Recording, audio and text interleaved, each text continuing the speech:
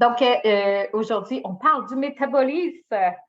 Donc, je vais attendre que vous me faites un petit coucou en arrivant, que je sache que mon live fonctionne, que vous m'entendez bien, que vous me voyez bien aussi. Parce que ça arrive, des petites surprises. Donc, qui est en live avec moi ce soir? Que ça fonctionne. Allô Louis, allô Stéphane, contente de vous voir. OK, tranquillement, ça commence à rentrer. Parfait. Donc, oui, ce soir, on parle du métabolisme parce que c'est quelque chose d'hyper important au niveau de notre perte de poids. Et ce soir, je vous donne des petits trucs pour l'activer, pour vous donner une chance de justement de ne pas faire des efforts dans le beurre. Il n'y a pas personne qui aime ça, essayer de perdre du poids, puis que finalement, faire une belle semaine plein d'efforts, arrive, monte sur la balance et rien qui a changé. Il y a quoi de plus décourageant que ça? Donc, qui est avec moi? Allô Sylvain, allô Michel. Good, merci Michel. Donc, ce soir, première des choses, le métabolisme. C'est quoi, à quoi ça sert, qu'est-ce que ça mange en hiver? OK? Dans le fond, souvent, notre métabolisme ralentit avec les années. Ralentit pourquoi? Déjà en partant, quand on est enfant, hein, on est toujours, on est parti jouer, on est parti faire du vélo, on est parti, on bouge tout le temps. OK? En vieillissant, plus qu'on avance avec les années, moins qu'on bouge, donc on est plus sédentaire et en partant, ça part de là, la sédentarité va nous amener à diminuer notre dépense énergétique et du même coup, notre métabolisme. OK? Donc, allô Vicky, contente de te voir aussi. Allô Hélène. OK. Donc, le métabolisme, en fait, c'est les calories dépensées quand on ne fait rien. OK, vous restez allongé toute la journée, une journée de pluie à écouter Netflix, juste le fait que vous respirez, que vous clignez des yeux, OK, ça, c'est la dépense énergétique du corps sans faire aucune action. OK, ça, c'est notre métabolisme de base. Souvent, on entend dire le métabolisme de base, c'est 1200 calories, c'est 1400 calories. Chaque personne, c'est différent. Excepté que les gens qui ont abusé les régimes, qui ont testé plein de choses, comme moi, j'ai pu le faire quand j'étais en surpoids, étant plus jeune, j'ai testé plein d'affaires, ça me nuit et aujourd'hui, bon, c'est correct, le métabolisme est reparti, on l'a optimisé, mais il reste que dans ce temps-là, j'avais un métabolisme qui était plus bas. Okay? Ma dépense énergétique était moins élevée. OK? Donc, contente de vous voir. Vous êtes fin de m'accorder ce mardi soir. Ça rentre encore. Allô Luc, allô Lise, allô Denis. Donc, qu'est-ce qui se passe? Oui, il y a un ralentissement du métabolisme avec les années, mais il y a des causes à ça. OK? Oui, la sédentarité, il y a aussi le fait des fois de notre alimentation. Comment on mange va nous impacter au niveau de notre métabolisme. Je vais vous donner des exemples tantôt. Ça peut être aussi, par exemple, si je ne bois pas assez d'eau, ça peut ralentir mon métabolisme. Donc, le but est d'optimiser au maximum nos saines habitudes pour que notre métabolisme soit activé aussi. OK? Si présentement, tu fais plein d'efforts, puis là, tu dis, voyons, je m'entraîne, je crée un déficit calorique et je ne perds plus. OK? J'ai perdu, là, je ne perds plus. J'ai rencontré justement des gens cette semaine qui me disaient ça, OK? Que présentement, ils avaient perdu X livres et que là, ils étaient en stagnation, il ne se passe plus rien. Ça, c'est un ralentissement du métabolisme dû à un déficit calorique. Le déficit calorique, je vous en ai déjà parlé, c'est pas optimal, OK, pour perdre du poids. Quand vous essayez de perdre du poids et que vous créez ce déficit-là, ce qui arrive, c'est que le corps, au début, le laisse aller. OK, il dit, ah, c'est pas super. Et à un moment donné, il fait comme, là, si on continue comme ça, à cette vitesse-là, on va mourir. Okay? Et le corps ne veut pas mourir. Donc, qu'est-ce qu'il va faire? C'est qu'il va ralentir tous les organes, ralentir la dépense énergétique du métabolisme pour éviter que, justement, on se rende à mincir, mincir, mincir jusqu'à temps de mourir. Donc, c'est vraiment important de comprendre ça. Je veux savoir, dans ceux qui sont en live avec moi, dites-moi. Là, je sais, il y a beaucoup de gens qui sont partis à des rencontres d'école ce soir. Moi, c'est terminé. Mes enfants sont rendus au cégep, donc pas de rencontre cette année. Mais je veux savoir, est-ce qu'il y en a qui ont déjà fait un déficit calorique? Si vous avez déjà fait un déficit, faites-le 1 dans les commentaires que je vois qu'est-ce que vous avez testé déjà. Et ceux qui sont en rediffusion, hein, marquez le petit hashtag rediffusion et je veux quand même voir si vous avez déjà fait un déficit calorique, marquez le 1 dans les commentaires. Un déficit calorique, c'est quoi? Si vous avez, par exemple, un entraîneur qui vous a fait un plan alimentaire, souvent, c'est un déficit calorique. Si c'est combiné avec l'entraînement, c'est un déficit calorique encore plus grand. Ça peut être tout simplement que vous rentrez vos aliments dans une application pour calculer vos calories. Vous dites à peu près, OK, j'ai peut-être 1400 calories, j'ai pour peut-être 1800 de dépenses énergétiques totales. Fait que ça, on enlève un 500 calories. J'ai un déficit calorique. Ça, c'est tous des déficits. Si vous avez fait idéal protéine, c'est un gros déficit calorique. Il est énorme, celui-là. Si vous avez fait, j'ai déjà entendu, là, puis c'est encore valide, ça, là il y a encore comme idéal protéine. Il y a des compagnies encore qui prônent ça. 2 shakes matin, midi, et le soir, un souper que tu as le droit de manger, un vrai repas. C'est un gros déficit calorique. Plus que vous jouez sur un gros déficit calorique, plus que l'impact sur ton métabolisme va être important. Plus que ça va devenir difficile de perdre du poids. Moi, adolescente, j'avais pas de problème de poids et déjà au niveau de mon alimentation, je n'étais pas optimale. Je déjeunais très peu. Le dîner, je me commandais une assiette de crudité parce qu'à l'adolescence, je me comparais avec tout le monde et là, je me disais, je ne veux pas prendre une livre. Donc, je m'achetais un plat de crudité, il était tout petit avec une petite trempette dedans. Et le soir, je mangeais, grignotais, je partais travailler et j'avais presque pas mangé. Ça, tu sais, quand on fait juste grignoter, qu'on n'a pas vraiment de vrai repas, c'est un déficit calorique aussi. Ça nuit, quand c'est un grand déficit, ça nuit beaucoup plus au niveau du métabolisme parce qu'il stresse beaucoup plus. Il va avoir vraiment peur et ça va faire en sorte qu'il va tout garder vos réserves de gras en pensant que, dans le fond, le but, c'est de survivre, comme je disais tantôt. Donc, en pensant que si on garde les réserves, on va vivre plus longtemps, on va avoir une espérance de survie. OK? Donc, OK, je vois beaucoup de 1. OK, parfait. Donc, au niveau du métabolisme, OK, là, on va parler plus de, OK, mettons que j'ai fait une gaffe, j'ai été trop dans le déficit calorique.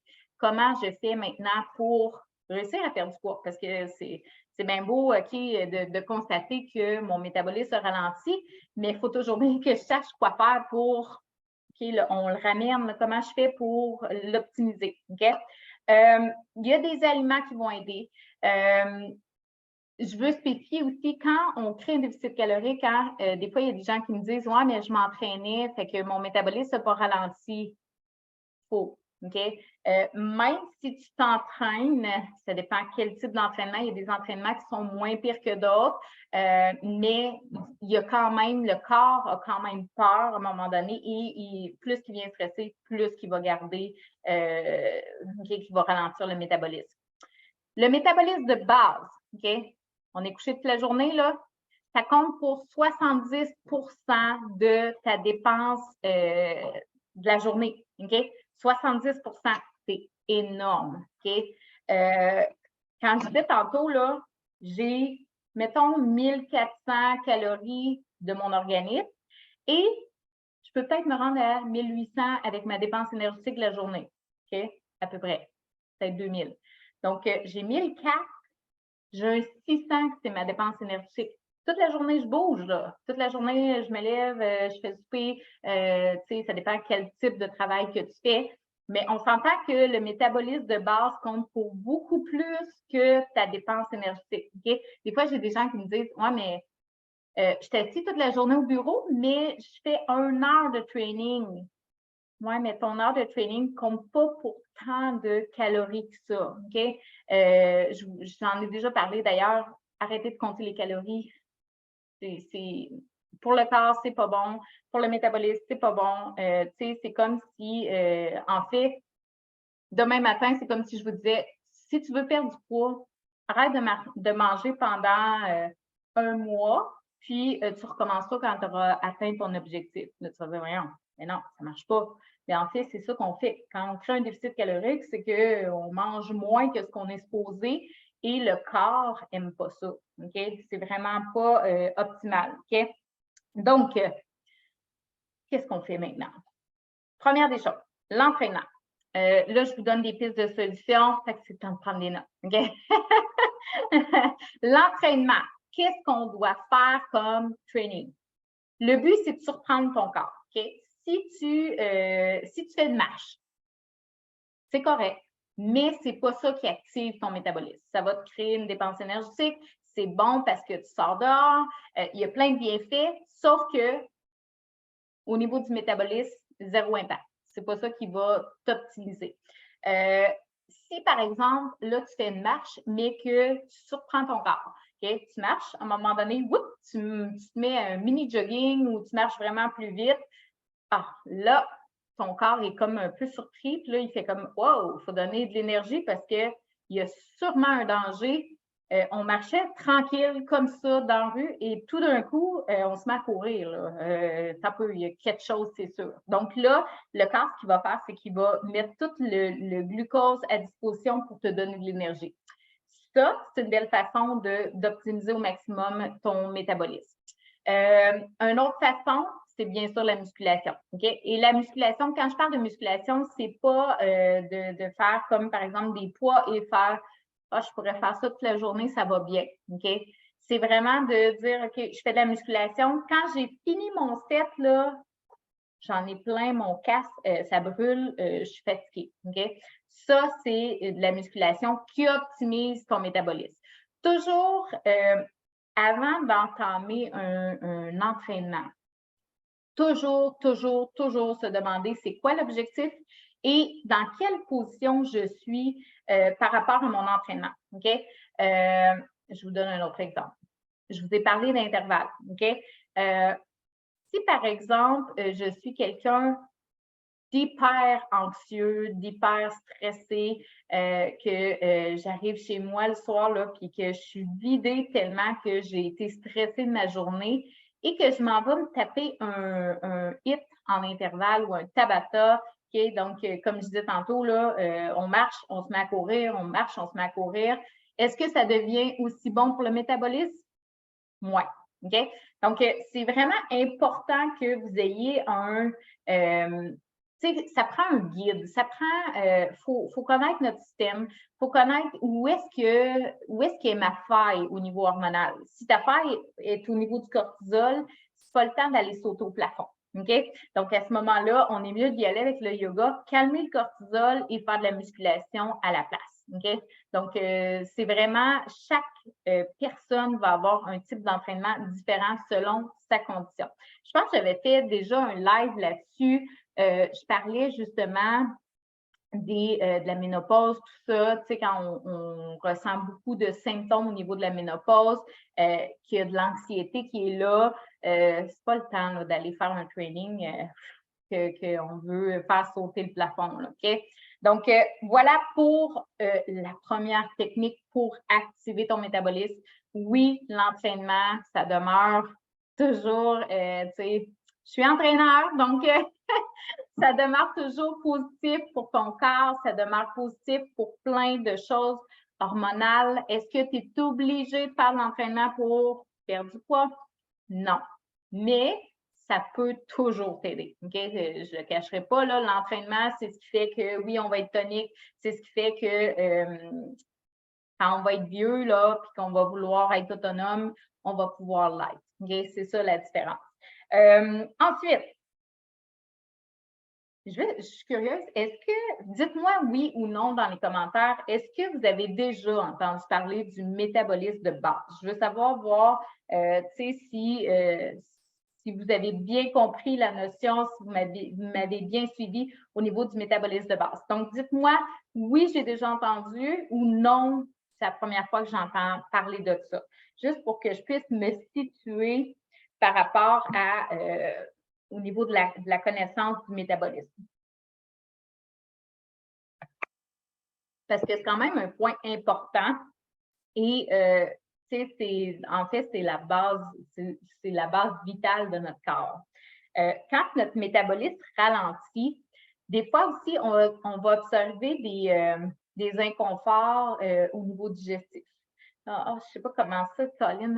J'ai des brûlements d'estomac, j'ai de la misère à digérer certains aliments. Ouf, ça passe plus. On dirait que c'est moins facile.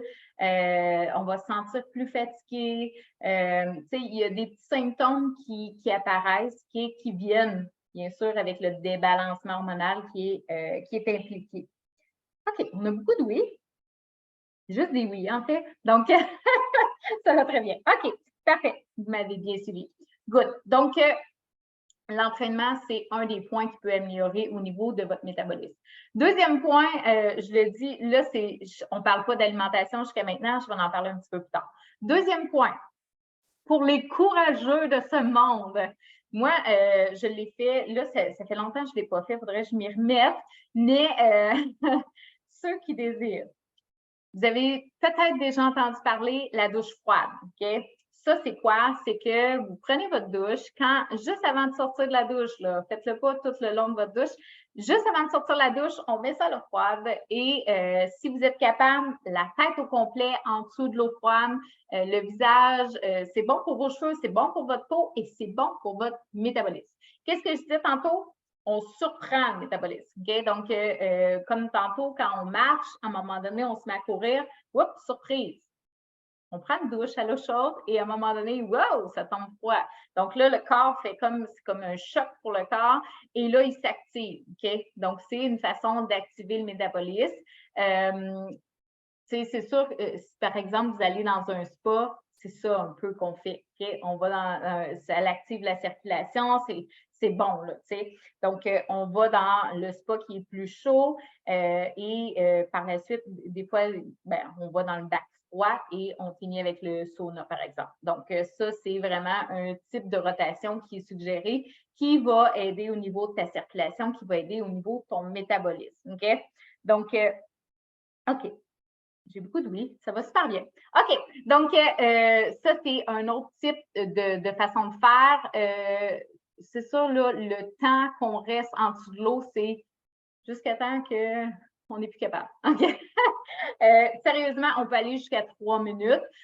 Souvent, les gens qui font ça, ça jette comme un baril en plastique qui rentre dedans, qui reste là durant 3 minutes et qui ressort. Si vous avez une rivière pas trop loin de chez vous, vous pouvez le faire dans la rivière. Ça se fait très bien aussi. C'est comme on saisit le corps. Mais dans la douche, personnellement, moi, 1 minute, c'est pas mal mon temps. OK? Je n'ai pas été capable de toffer plus que ça. Mais ça fait la job. Okay? Vous n'avez pas besoin de rester pendant 3 heures en dessous de l'eau froide. Okay? Donc, je suis curieuse. Est-ce qu'il y en a qui vont essayer la douche froide? Faites-moi des 5 dans les commentaires s'il y en a qui disent hey, je vais tester ça, la douche froide, j'ai le cœur solide. On va essayer d'activer la circulation et d'activer le métabolisme. Oui, c'est ça, Sylvain. Oui, vraiment, la douche froide, là, ça l'active la circulation. Donc, c'est vraiment, oui, le cœur va se mettre à. Puis le but, là, c'est pas de. Faut pas paniquer. OK? Donc, je sais que c'est facile à dire, mais quand je rentre en dessous de la douche froide, on essaie de garder un rythme de respiration normal, lent. OK? Donc, on ne veut pas aller. Parce que là, plus que vous allez inspirer et expirer rapidement, plus que là, vous risquez de paniquer. Puis, en fait, on est juste en dessous de l'eau froide. Là, fait que vraiment, d'y aller vraiment. Oh, on a Lise qui va être courageuse. Sylvain, il fait déjà. Donc, Vraiment, Lise, tu m'en redonnerais des nouvelles. Donc, c'est vraiment super efficace de ce côté-là. Ensuite, là, on va commencer à parler un peu plus au niveau alimentation. OK? Il y a. Ah, Denis, tu le fais déjà 3 fois, c'est un courageux, Denis. Good job, vraiment. Déjà essayé aussi. Bien, c'est ça, c'est juste de garder un peu, moi je vais un peu par séquence. L'été, c'est plus facile. L'hiver, c'est un peu plus dur, mais tu sais, une fois de temps en temps, je fais comme une séquence que je fais comme, bon, ce mois-ci, je fais ça toutes les douches. Et c'est bon aussi que le matin, là, vous allez voir, ça va comme vous, tu sais, le fait que ça active toute la circulation, ça vous réveille. Et ça va vous aider à dormir. Pourquoi ça vous aide à dormir? Si vous prenez la douche le soir, vous prenez la douche à l'eau chaude et vous finissez avec l'eau froide, notre corps, quand on est prêt à s'endormir, la température corporelle du corps descend, okay? Naturellement, parce que tout le corps ralentit. C'est pour ça qu'on a de la misère à digérer le soir, quand on mange puis qu'on va se coucher, c'est que notre digestion ralentit, tous nos organes ralentissent. Donc, notre température corporelle descend, c'est normal, c'est comme ça quand on s'endort. Et si vous prenez une douche froide, c'est que vous allez déjà descendre votre température corporelle. Fait que votre corps n'a pas à faire ce travail-là. Donc, déjà, ça va être vraiment bénéfique pour avoir une bonne nuit de sommeil aussi. L'eau froide, c'est entre tant que tu es capable à 3 minutes.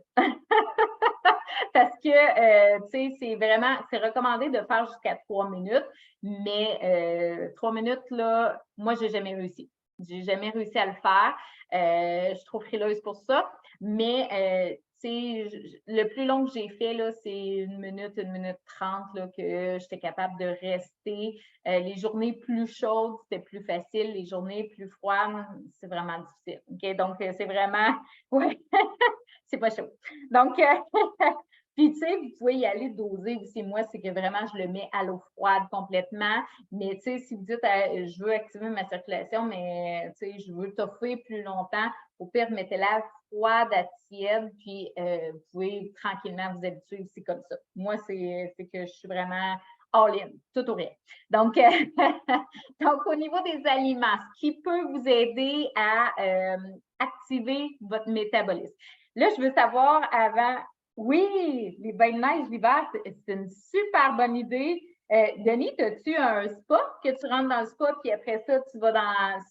On voit ça souvent, hein, des gens qui prennent un spa l'hiver, puis avant de sortir, dans le fond, en sortant du spa, il y a le faire des anges en neige.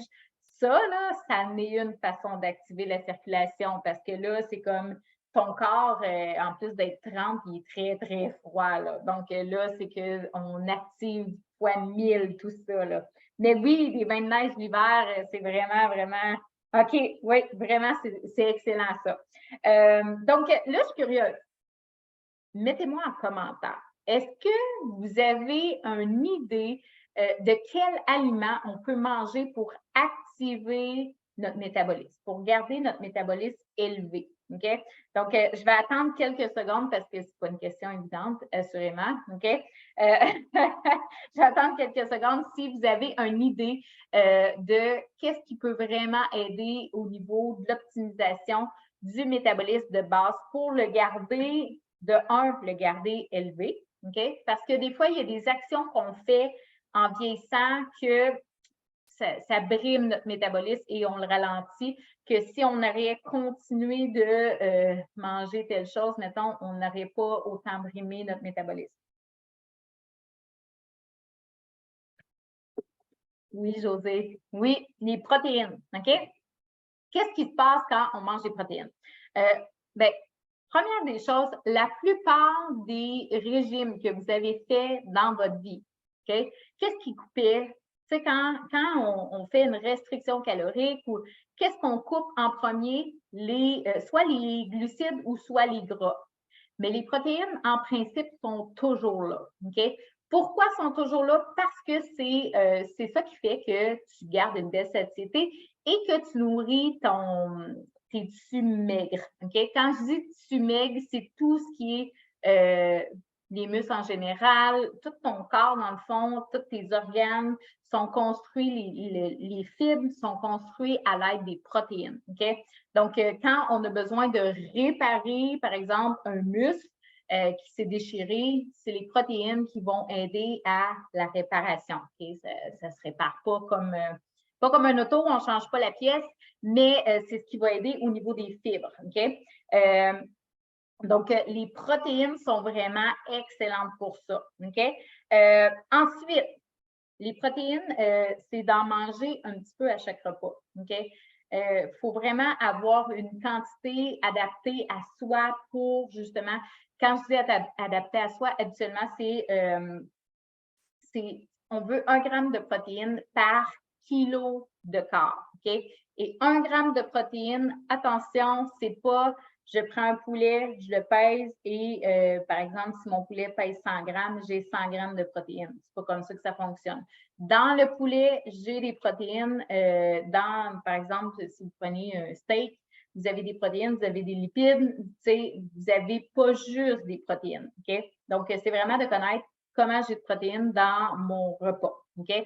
Mais la première chose qu'on veut faire, c'est de manger assez de protéines. Et quand vous vous entraînez, OK, si vous faites beaucoup de musculation, vous devez manger un peu plus de protéines parce que votre corps est en construction musculaire. OK? Donc, c'est vraiment important de faire attention de ce côté-là. Des fois, j'ai des gens qui disent j'essaie de prendre du muscle, j'y arrive pas.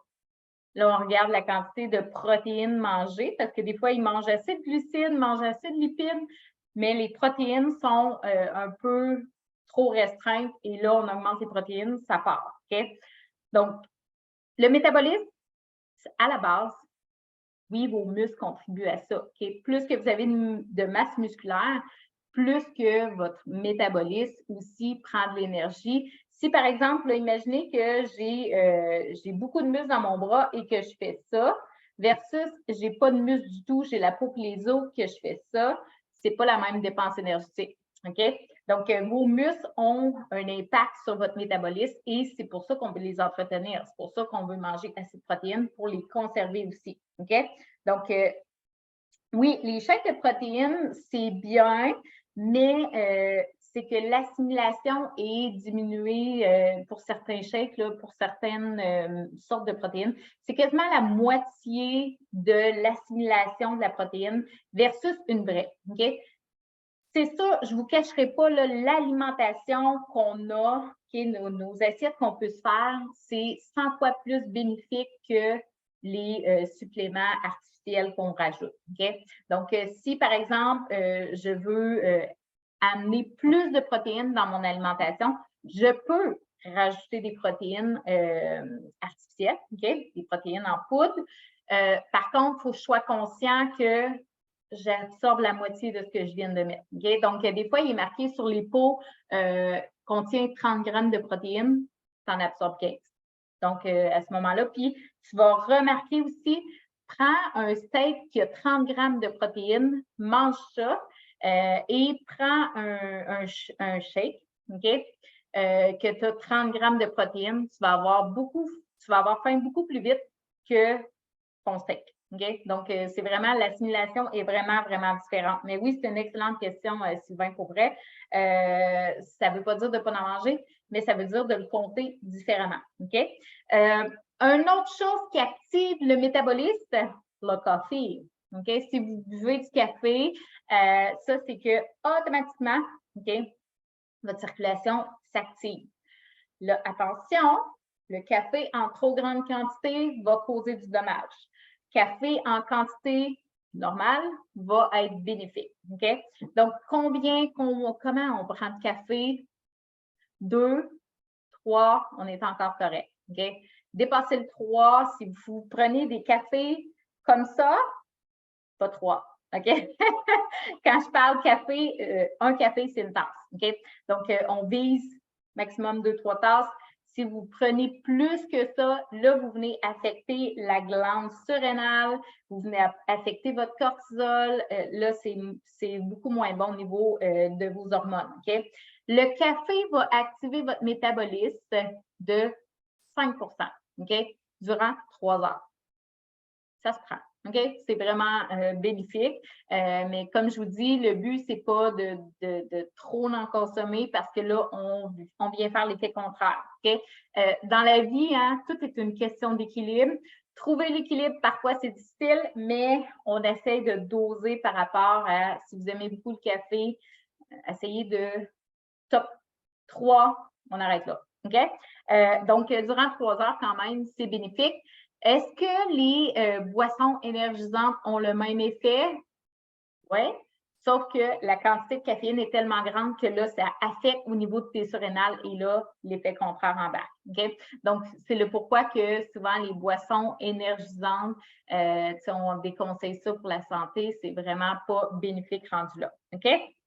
Ensuite, un des aliments que je tripe au niveau de l'optimisation du métabolisme, qui est vraiment très, très hot.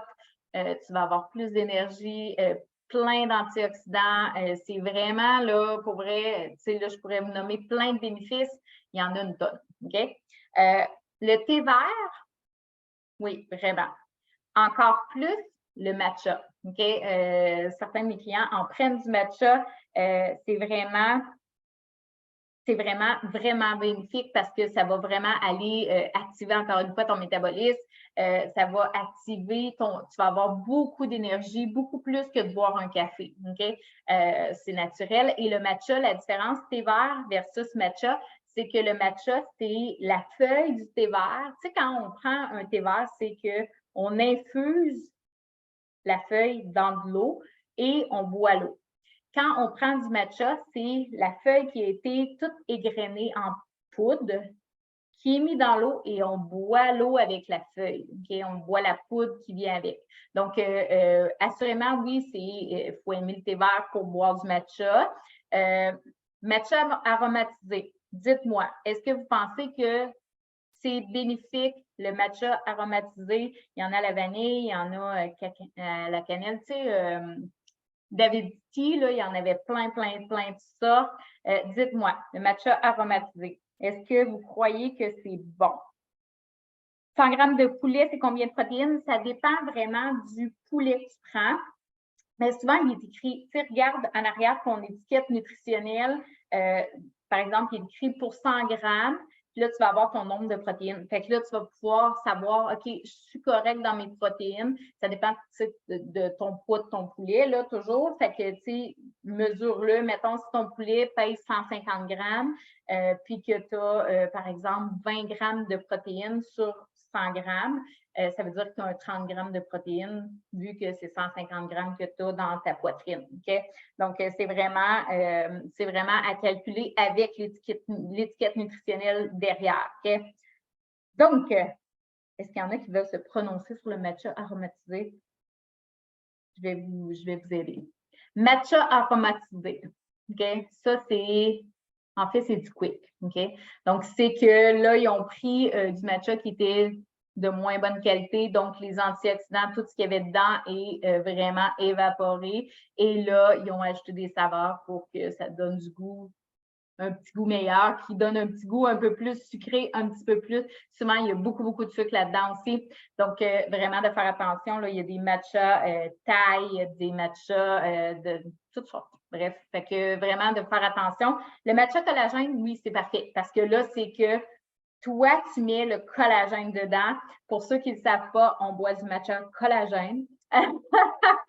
Donc là, si tu aimes moins le goût du matcha, okay, parce que tout seul comme ça, ça peut être un peu OK, on goûte beaucoup le thé vert. Moi, je mets du collagène marin aux fruits du dragon. Je mixe les deux. Je mets ça dans une canne comme ça. Et quand vous prenez du matcha, okay, faites attention, on ne prend pas une demi-tasse de matcha. Okay? Quand on boit un matcha, là, c'est une cuillère à soupe, gros top. Gros top. Okay? Pas plus que ça. Et tu peux commencer par une cuillère à thé, okay? Tranquillement, pour que ton corps s'habitue parce que C'est pas magique, mais c'est pas loin. OK? Donc, si tu en prends trop, tu vas peut-être dire, oh, OK, c'est intense, là. OK? C'est peut-être trop intense pour. De toute façon, on ne veut pas prendre trop de nature dans une journée parce que tu vas sauter au plafond. OK? Ensuite, un autre aliment qui est vraiment bon, l'huile de coco. Donc, l'huile de coco, tu peux en mettre pour la cuisson, tu peux en mettre dans tes desserts. Ça supporte la chaleur et ça va augmenter, dans le fond, ton métabolisme de 5 toute la journée. Colline, on aime ça. Donc, donc oui, tu peux vraiment incorporer de l'huile de coco dans tes assiettes, dans ta cuisson, au lieu de prendre, par exemple, de l'huile d'avocat, de l'huile ou du beurre ou peu importe là, pour cuire, tu peux prendre ça. Des fois aussi, dans certaines recettes, c'est que si, mettons, ton dessert, tu veux lui donner un goût sucré, bien, l'huile de coco va rajouter un petit goût sucré. Fait que ça peut être aussi une belle façon de l'incorporer dans ton alimentation et au niveau de ton métabolisme, c'est que 5 là, tu sais, peut-être 5 de 1400 calories, c'est quand même, ça paraît là, au bout de la ligne, OK? Si vous faites ça tous les jours, ça commence à paraître pas pire. Tu sais, quand je disais l'entraînement, là, si vous faites un entraînement qui est adéquat, qui surprend ton corps, là, tu peux être jusqu'à 2 jours avec un métabolisme élevé. OK? La douche, c'est une pile d'heures aussi. Là, je n'ai pas le nombre d'heures exact, mais ça aussi, ça va vraiment, la douche froide va vraiment activer encore ton métabolisme pendant une pile d'heures. Tu sais, des fois, ça peut aller, certains métabolismes, tout dépendamment de sa réaction, on peut aller jusqu'à une journée complète facilement de on optimise. OK? Donc, imaginez que si vous mettez tout ça ensemble, oui, ça va vraiment activer. Il y a tout ce qui est épicé, très, très, très épicé, OK? Piment cayenne, toutes ces choses-là, le tabasco, ça va vraiment activer ça aussi. Mais là, on s'entend, si vous commencez à en mettre partout, à un moment donné, c'est vos papilles gustatives qui ne supporteront plus. OK? Donc, ça, c'est un bémol. On y va quand même de façon sage. Oui, oui, Hélène, dis-moi, tu mets dans quoi? Avec quoi tu t'en sers de cette huile-là, l'huile de coco? On va essayer de donner des idées aussi aux gens. Il y en a qui le mettent dans leur café aussi. C'est juste que là, il ne faut pas être trop dédaigneux de l'huile qui se flotte sur le dessus. Mais, tu sais, des fois, on entend ça, là, des MLM, par exemple, qui vendent du café gras. En fait, c'est votre café avec un peu d'huile de coco dedans. OK? Donc, est-ce que ça va vous amener à perdre du poids? Pas si vous faites juste ça. OK? Il faut que votre alimentation soit adaptée aussi, OK? Pour balancer le plus possible vos hormones. Mais c'est sûr que ça va vous aider. OK? Est-ce que j'avais d'autres choses? Non, c'est pas mal ça pour le métabolisme. Oui, dans le café, c'est ça. Vraiment. Le café, c'est une belle façon de le mixer. Oui, dans la cuisson. Puis ça, là, pour vrai, l'huile de coco, c'est le fun parce que si, mettons, vous avez une viande qui est un petit peu plus... moi, j'aime le mixer parfois avec, mettons, une viande qui est un peu assaisonnée à l'italienne. Fait que ça donne un petit goût sucré et épicé. Ça peut être mis avec des viandes qui, tu sais, que votre sauce est plus sucrée. Fait que là, ça vous donne un petit goût supplémentaire. Si vous êtes très, très, tu sais, que vous détectez facilement les saveurs, là, vous allez vraiment le sentir là, que la viande a été cuite comme ça. Là. Ah oui, dans le mélange de yogourt, j'ai jamais essayé. On va falloir que j'essaye ça. Merci, Charlie. Vraiment, je vais tester ça. Fait que, bref, je veux vous remercier d'avoir été là ce soir. Et avant de quitter le live, je veux savoir, qu'est-ce que vous allez incorporer ou que vous avez déjà dans votre quotidien. Dites-moi qu'est-ce que vous allez faire pour optimiser votre métabolisme dorénavant ou que vous faites déjà présentement. Je veux savoir qu'est-ce que café, exercice, thé vert ou matcha, l'huile de coco, vos protéines, ça vous le faites déjà probablement. Peut-être pas tout le monde parce que pour vrai, c'est pas rare qu'on voit ça, qu'il y a un manque de protéines au niveau de l'alimentation. parce que on a tellement d'à côté, on a tellement d'aliments transformés. Tu sais, des fois aussi, l'hiver surtout, on se prend une petite soupe, puis là, oups, on n'a pas de protéines, puis là, on se sent rassasié, on fait, bah, ça va être correct. Là, juste une soupe, on a assez mangé, on est plein, mais finalement, il manque quand même ben, le macronutriment principal qu'il faut jamais qu'il vous manque, c'est les protéines. OK? Donc, le matcha, l'huile de coco, la douche froide. Exercice et matcha, excellent, excellent, excellent. Donc, vraiment, je veux vous remercier énormément. Faites-moi des cœurs pour remplir mon Facebook. Et je veux vous dire aussi que le 11 septembre, si vous n'avez pas vu ça passer, il va y avoir un challenge. Ça va durer 5 jours. Je vais être en live à tous les soirs avec vous et ça va vraiment vous donner un kick si vous êtes en processus de perte de poids. Si vous dites, hey, j'essaie de perdre du poids, j'y arrive pas, écoute, il va y avoir de la documentation là-dedans, de la valeur qui va être donnée. Il ne faut pas que tu manques ça parce que je te le dis, tu vas t'en mordre les doigts. C'est vraiment, la dernière fois que j'ai fait un challenge comme ça doit remonter à peu près à 6 mois. Et je ne sais pas quand est-ce que je vais le faire la prochaine fois parce que ça demande beaucoup, beaucoup de travail de mon côté. Et c'est sûr que si je vois qu'il y a un haut taux de participation, ça va me tenter d'en faire d'autres. Si je vois que ça participe plus ou moins, je vais peut-être espacer un peu les challenges parce que, comme je vous dis, ça me demande beaucoup de mon côté, beaucoup de préparation aussi. Donc, j'espère vous voir en grand nombre. Si tu n'es pas inscrit au challenge et tu dis, hey, j'aimerais ça être là, vraiment, je ne veux pas manquer ça, c'est 5 jours que je vais avoir dans le fond du contenu que il y a certaines zones de contenu, là, c'est que mes clients qui l'ont eu. Donc, oui, il y a des portions du programme là-dedans. OK? Donc, si tu veux faire partie du programme, au pire, écris-moi en privé, puis je vais t'envoyer le lien. Donc, sur ce, je vous souhaite une excellente soirée et merci d'avoir été en live avec moi.